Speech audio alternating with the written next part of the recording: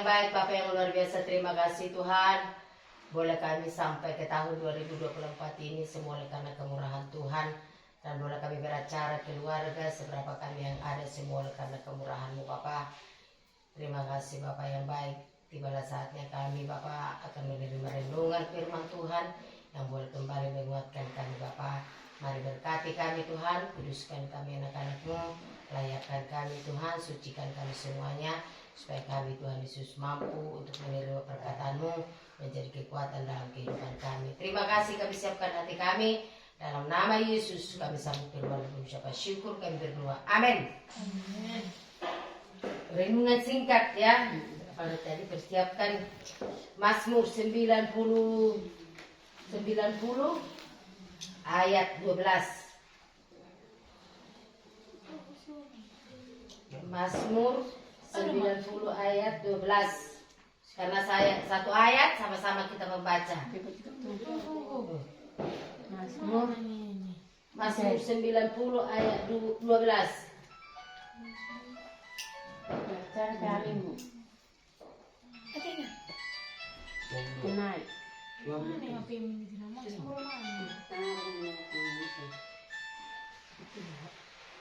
Mazmur 90 kan? 90. Oh, stok na ya pakai cara jangan sulit na gitu. Sebentar lagi. Oke, salam. Okay. Mana kita telepon? Tanggal 5 kan. Mazmur 90 ayat 12.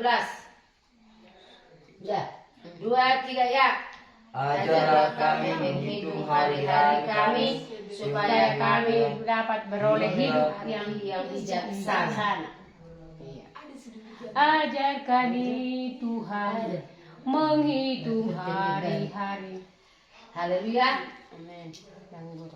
Bahasa Batak coba dulu baca tahu pun. Bahasa Bataknya kan ada. Bisa dia apa itu? Ini mau apa le? Mazmur 90 ayat 12. Saya deh hamuna ay. 90. ayat 12. Betul. Mazmur 90. Kesalmen. Bahasa Batak ini. Mengapa tapi itu sama? Oke, bacain. Lihat ini kamu. Baik-baik. Say parohay mahami Bilangnya akka aryari nami asal dapotan rohan nabi kami. Amin. Amin. Ini adalah doa daripada Musa, ya. Doa daripada Musa. Karena Mazmur ini memang kebanyakan kalau apa Mazmur Daud. Tetapi ini ya doa daripada Musa pada bangsa Israel. Ya, bagaimana bangsa Israel hari itu mereka kurang menghitung hari-harinya. Ya, sekalipun Musa sudah diutus Tuhan untuk pergi ke Mesir, membawa mereka dari Mesir menuju tanah Kanaan yang limpah susu dan madu itu ya. Kita tahu bersama itu, tetapi mereka bersungut-sungut, banyak bersungut-sungut tengah-tengah perjalanan mereka. Sebenarnya mereka bisa sampai 11 hari untuk mencapai tanah Kanaan itu, tanah perjanjian itu. 11 hari dari Mesir ke tanah Kanaan. Kalau mereka pun berjalan. Tetapi kenapa bisa mereka sampai 40 tahun? Mereka berputar-putar, terus berputar-putar di bawah Tuhan. Ya, mereka tidak bisa menghitung hari-harinya. Sekalipun hari-hari itu adalah juga seperti kehidupan kita. Mereka tidak bisa menghitung bagaimana pertolongan Tuhan di dalam kehidupan mereka. Sekalipun sudah banyak mujizat dikasih Tuhan. Mulai dari tulah pertama sampai dengan tulah 10. Ya, dibuat di bangsa Israel di tanah Mesir. Daripada Firaun ya, yang dikeraskan Tuhan hatinya. Ya, kemenangan demi kemenangan. Sudah mereka lihat itu bagaimana Tuhan membuat tulah-tulah itu. Sudah mereka lihat itu dengan mata mereka sendiri. Tetapi ketika mereka mau berangkat dari tanah Mesir ke tanah perjanjian, tanah Kanaan itu limpah susu dan madu. Kenapa mereka dibuat Tuhan harus pergi ke sana? Karena mereka sudah diperbudak 400 tahun di Mesir. Jadi mereka beraung-raung, menangis-nangis. Jadi Tuhan merasa Aduh, kesian aku melihat bangsa ini, karena mereka memang dari dulu pun sudah menjadi bangsa pilihan, mulai dari Bapak Abraham sudah menjadi bangsa pilihan. Jadi sudah ada di matanya Tuhan orang ini. Jadi walaupun bangsa Israel masih kecil hari itu, mereka ada di dalam hatinya Tuhan, ya. Tetapi mereka senantiasa bersungguh-sungguh terus, ya. Di perjalanan pun ketika mereka mau dikejar Raja Firaun, laut Tiberan sudah ada di depan mereka, tetapi mereka senantiasa terus bersungguh-sungguh, dan Tuhan pun langsung membela laut itu menjadi dua, mereka bisa melewati. Itu pun tidak mereka lihat, tidak mereka hitung hari-hari yang Tuhan sudah berikan, keajaiban demi keajaiban. Mereka hanya fokus kepada yang enak-enak, kedagingan saja. Maka selalu bersungguh-sungguh kepada si Musa. Musa, kenapa kau bawa kami keluar dari tanah Mesir ini? Bukankah banyak makanan di Mesir? Kami makan daging, ya, kami makan yang enak-enak. Mereka tidak tahu rencana Tuhan, mereka mengangkat mereka dari sana supaya kehidupan mereka berubah. Hanya fokus mereka kepada kedagingan. Mereka tidak mampu untuk menghitung hari-hari mereka. Selalu berputar-putarlah dibuat Tuhan. Untuk mengubah kehidupan mereka butuh waktu 40 tahun. Tapi itu pun tidak ada sampai ke tanah perjanjian itu. Ya, semuanya mati di padang gurun. Ya, karena sungut-sungut yang mereka kerjakan. Tidak ada yang sampai ke tanah perjanjian itu. Hanya yang lahir di tengah jalannya, yang kawan si Joshua dengan si Kaleb, yang sampai ke tanah perjanjian itu. Selainnya mati semuanya karena sungut-sungut mereka.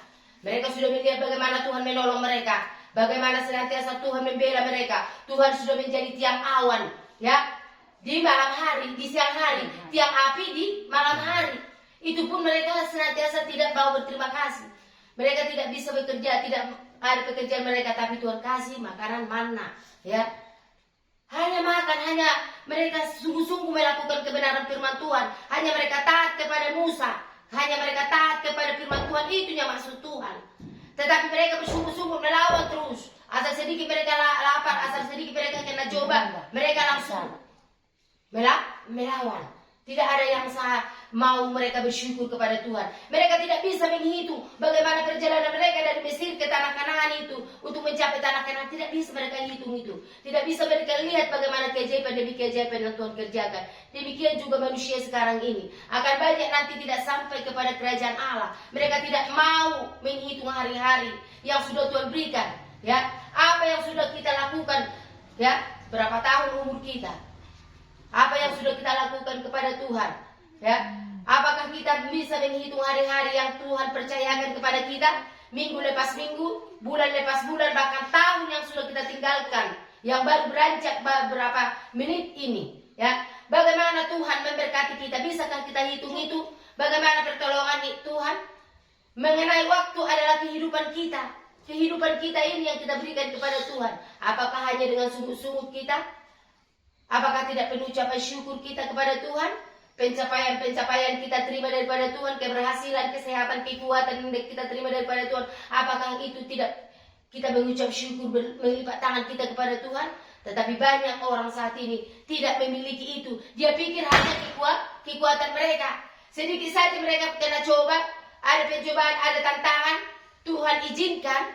Sudah banyak yang murtad, sudah banyak yang bersungut-sungut. Seperti bangsa Israel ini tadi.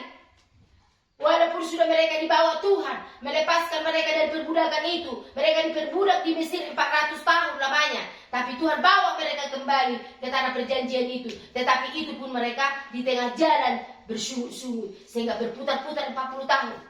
Sebenarnya gampang bagi Tuhan untuk mengubah, untuk membuat mereka sampai ke tanah Mesir, ke tanah perjanjian itu. Hanya 11 harinya mungkin sudah sampai mereka di tanah perjanjian itu. Tapi untuk mengubah sikap hati mereka, itu yang susah bagi Tuhan. Untuk memberkati bangsa Israel gampang bagi Tuhan. Karena Tuhan adalah pemilik sejagat raya, Dia pencipta langit dan bumi. Harusnya gampang Tuhan memberkati mereka. Tuhan memberikan mereka juga sampai ke tanah Kanaan bisa secara ajaib. Tetapi untuk mengubah, membuang Mesir dan pikiran-pikiran bangsa Israel lagi sulit.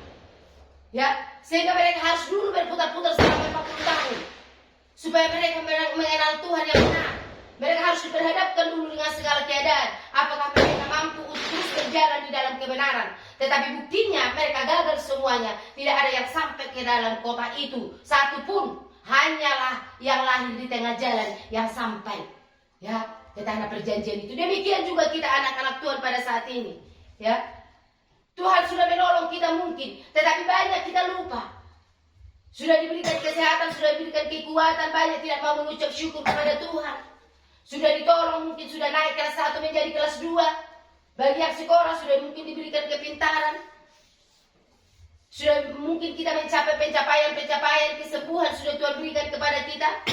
Tetapi banyak kita tidak bersyukur kepada Tuhan. Itulah manusia yang sekarang ini. Makanya tidak banyak nanti. Makanya Tuhan katakan banyaknya yang terpanggil, tapi sedikit yang terpilih.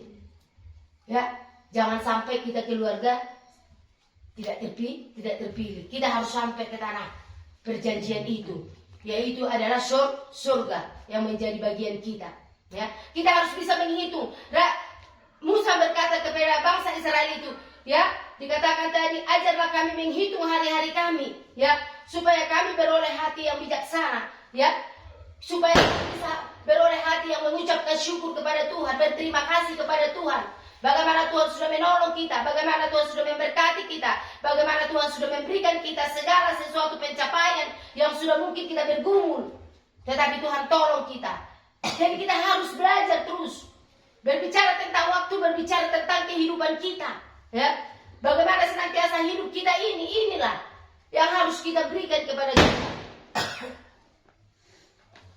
Harus kita mau belajar kita terus untuk mengenal Dia dengan benar. Belajar kita terus untuk mengucap syukur dengan benar.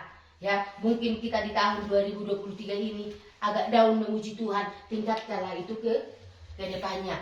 Lebih tingkat lagi kita memuji memuliakan Tuhan.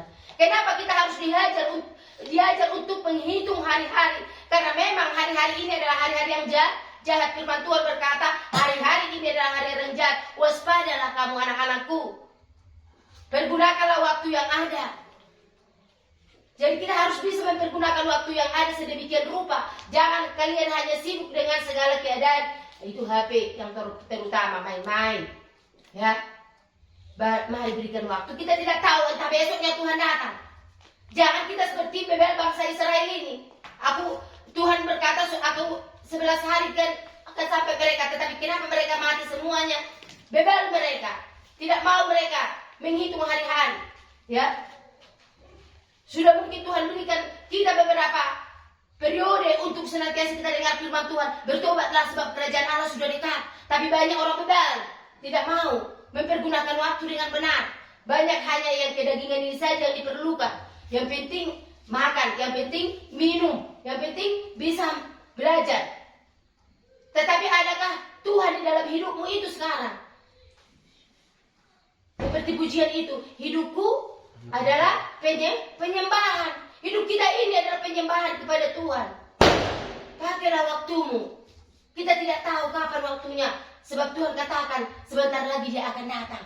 Ya, sungguh-sungguh tahun 2024 ini semakin dekatlah. Bagaimana senantiasa akhir zaman ini sudah semakin dekat, sudah semakin di mata kita, di depan mata kita. Akhir zaman ini sudah semakin ada di depan kita. Bagaimana sikap hati kita untuk berjumpa dengan Tuhan? Itu kita bangunlah senantiasa berdoa dalam pribadi kita dulu pertama-tama mengucap syukur kita, baru kita bangunlah berdoa di dalam keluarga kita. Ya, jangan lagi kalian hanya terus HP ini yang terus menjadi fokus. Ya, ML. Ya, bisa itu ditinggalkan. Tingkatkan dulu. Apakah pernah kalian membaca satu ayat satu hari? Nah, itu bacalah dulu.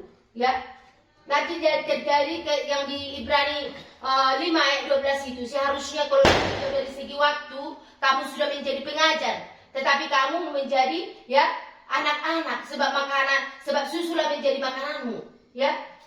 Sebab kamu belum dewasa.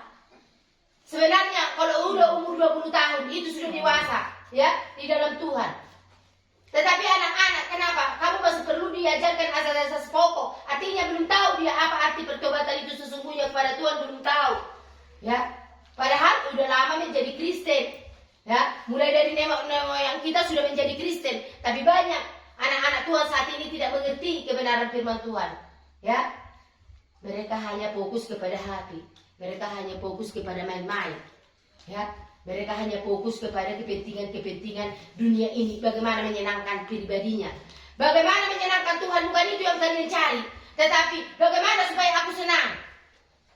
Bagaimana supaya aku bisa main MLE. Itu yang selalu kalian cari. Tapi tinggalkanlah dulu itu. Kita tidak tahu. Makanya kita harus menghitung hari-hari kita.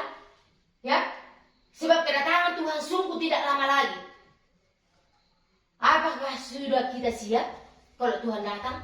Itu yang perlu kita hitung. Mati kan? Penuh nanti. Nanti ada notifikasinya kok kalau udah bunuh dia. Lanjut.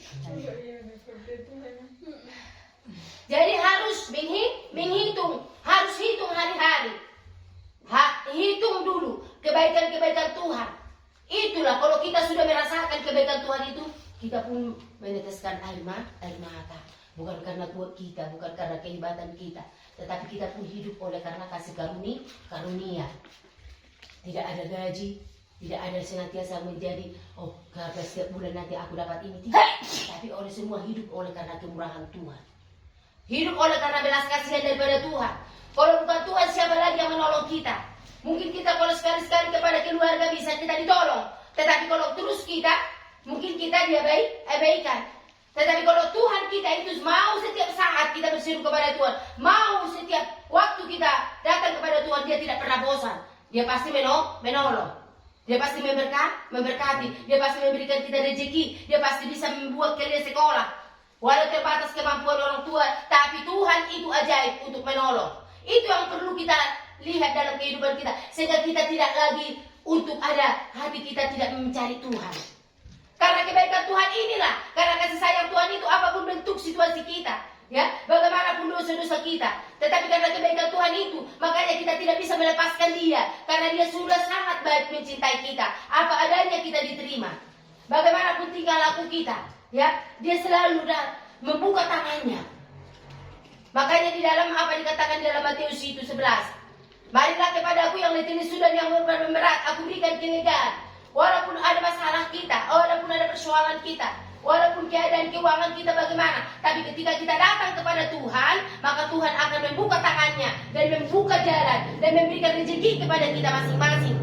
Apa yang kita minta kepada Tuhan, selalu Tuhan berikan kepada kita. Itulah yang kita syukuri. Makanya kita jangan main-main dengan waktu. Waktu itu harus kita pergunakan. Jangan bisa kalian main-main sampai larut malam, tetapi kalau dibilang untuk beribadah setengah jam pun sudah ngantuk. Bagaimana kita memberikan waktu yang terbaik kepada Tuhan? 2 jamnya kita beribadah sudah hebat itu, walaupun di gereja. Tetapi kalian main-main sampai berapapun lamanya, kalian tidak pernah capek. Itu makanya kalian harus menghitung hari-hari, hitung kebaikan Tuhan. Itu yang Tuhan mau dalam kehidupan kita. Tuhan itu baik, ya, rasakan Dia ada di dalam hati kita masing-masing, di dalam hidup kita masing-masing. Ada Tuhan itu di dalam kehidupan kita yang selalu mungkin menanti kita dengan baik. Kapan kau anakku datang bersungguh-sungguh kepada aku? Kapan kau anakku datang untuk beribadah kepada aku? Dia selalu menegur kita, tetapi kedagingan kita ini lebih kuat sehingga kita tidak mau datang kepada Dia, ya. Mulai sekarang harus berubah. Jadi waktu Tuhan nanti menyatakan dirinya, kita tetap setia, karena hanya orang yang setia yang sampai nanti ke surga. Setia dan mau belajar. Makanya dikatakan ajarlah, berarti kita harus bisa diajari kebenaran firman Tuhan, harus mau kita menerima ajaran itu. Namanya ajar kami Tuhan, berarti kita harus mau dia ajar. Apa tentang kebenaran firman Tuhan, kita harus mau menerima itu. Jangan masuk kanan, keluar kiri. Jangan bentar lagi kalian lari ke sana, lari ke sini. Inilah kalian nggak bisa menghitung hari-hari. Sebentar lagi nyatanya tahun baru. Makanya sampai ada yang satu nggak mau jadi beribadah. Karena kenapa? Nah itulah tadi terlalu banyak main-main. Coba lo jadi kalau kalian udah aman, tidur bersama, bangun bersama. Udah pasti melipat tangannya bersyukur kepada Tuhan. Bukan karena kuatmu dan hebat kita sampai ke tahun 2024 ini. Tetapi oleh karena belas kasihan daripada Tuhan. Bagaimanapun kehidupanmu, bagaimanapun warna kehidupan kita, tetapi Dia tidak pernah melihat itu. Tetapi Dia melihat bagaimana engkau anakku datang kepada aku. Itu yang Tuhan tunggu. Jangan kalian pikir ada di dulunya dibilang Tuhan itu mau datang. Akhir zaman sudah mau datang. Mana enggak ada datang Tuhan itu.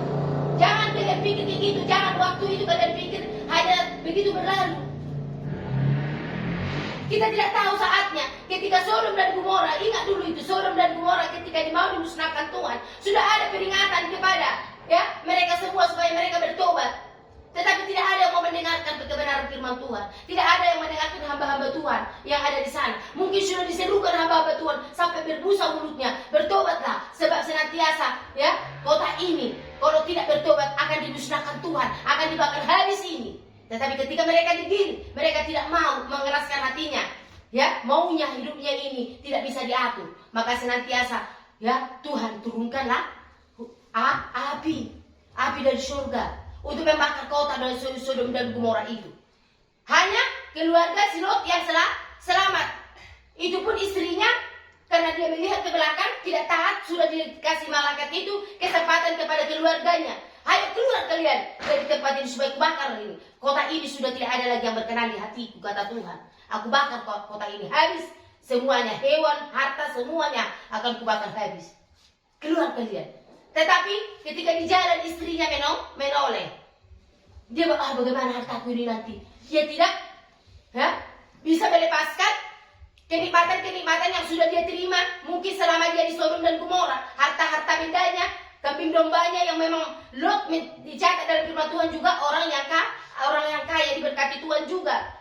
Itulah yang membuat dia gagal untuk masuk ke pegunungan yang sudah Tuhan harus lari kalian dari kota ini. Demikian juga nanti manusia sekarang ini sudah diperingatkan Tuhan, jangan kalian pikir api neraka itu sekarang masih ditahan Tuhan itu. Api neraka masih ditahan Tuhan. Kalau sudah tiba saatnya, maka bumi ini semuanya hangus, semuanya dibakar habis. Disinilah anak-anak yang tidak mau mengenal kebenaran Tuhan, yang